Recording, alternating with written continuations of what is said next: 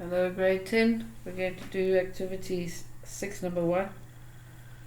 Number 1, and this is a guessing game.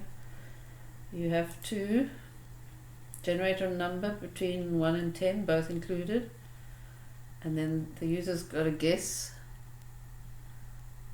until they get the number correct. We're going to count the number of guesses and then display a message whether the number that they've guessed is lower or higher than the secret number.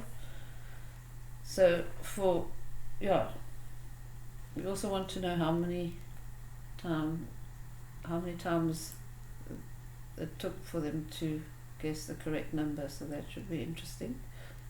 So let's go, and we're also going to display a message if the number is higher or lower than the secret number. Right, so let's think about this. We know we've got an output display here, PNL message, and our submit button. Play again.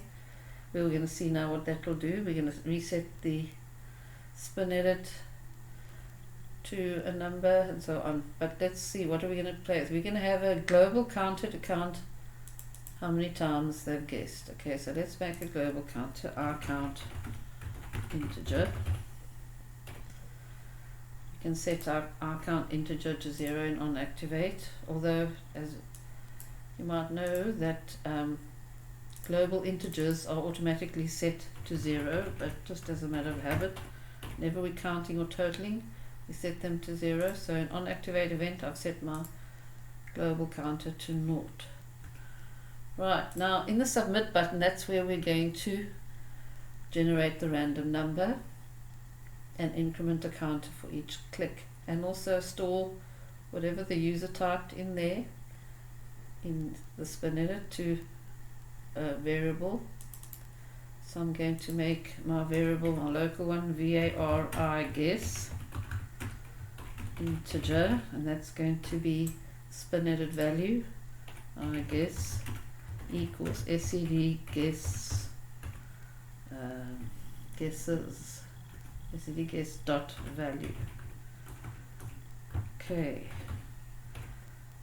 now I know it sounds weird, but we're going to now go and generate our random number, and I'm going to make a random number here, our random, and we'll say our random equals random range,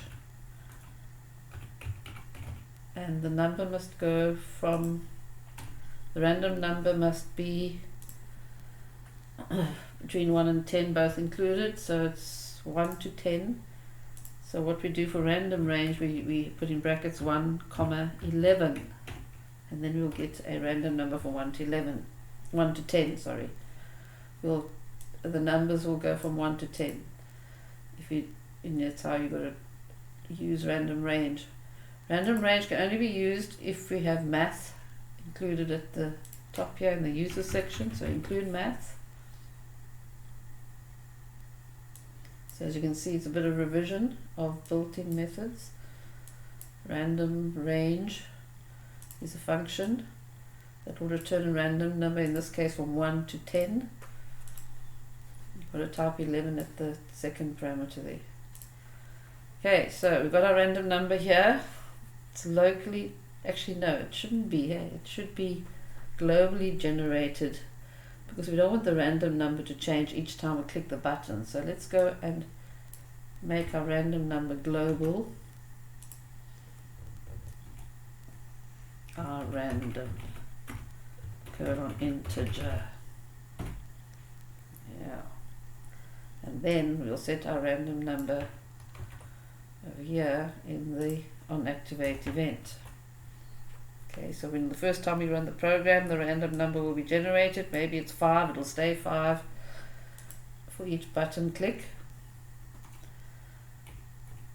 So that has to be a random, a global variable, because each time we click the button, you are submitting your guess. Okay, so that was a trick one there. Hey, now we're going to use our if statements.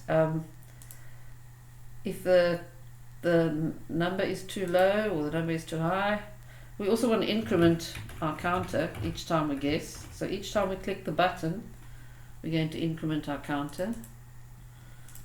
Okay, now we're going to say if our guess is greater than our random, we're going to show a message. Or shall we show a message, or shall we put it in the panel? We'll put it in the panel. PNL message. PNL message dot caption equals too high. But we have to have an else now. Else if our guess is less than our random. If it's less than our random, we're going to say too low. And then we've got to have another else. If it's equal to our random, then we'll say correct. So there's the code. And this is what we call nested if statements.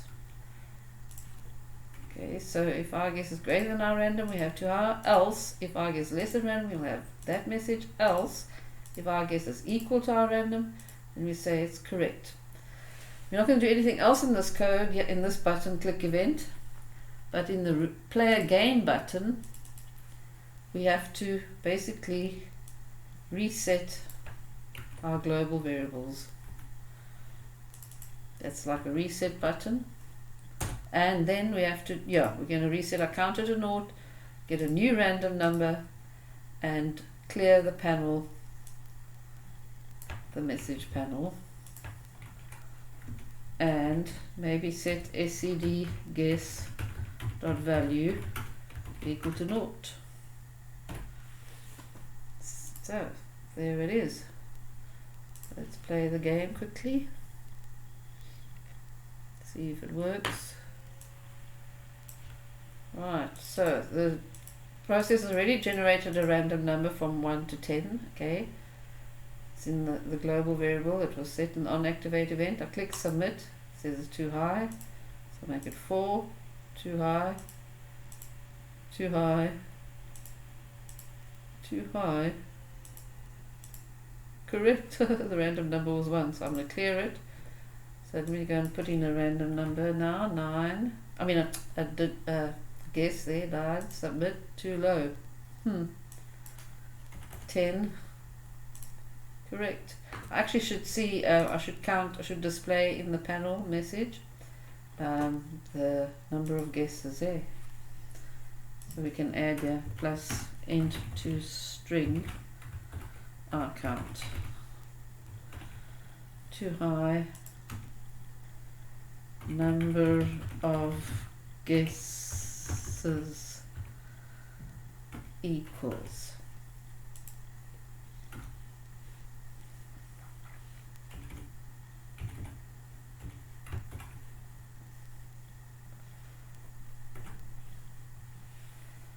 So I'll just add that at the end there.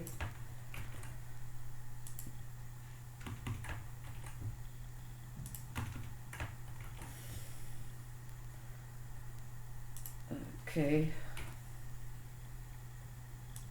Now what you must remember that there's no semicolon before else. Okay, there's no semicolon before else, and you don't have to put a semicolon before an end. So remember that. You don't have to put the semicolon here before the end. Okay, so I left it out. But also remember that there's no semicolon before else. So if our guess is greater than random, then we'll display that. Else, if our guess is less than random, we'll display that. Else, if our guess is equal to random, then we'll display that. Like I said, you don't have to put a semicolon before end, and you do not ever put a semicolon before else. And the other important thing was that we had to have a random number as a global variable because we don't want it to change until we reset.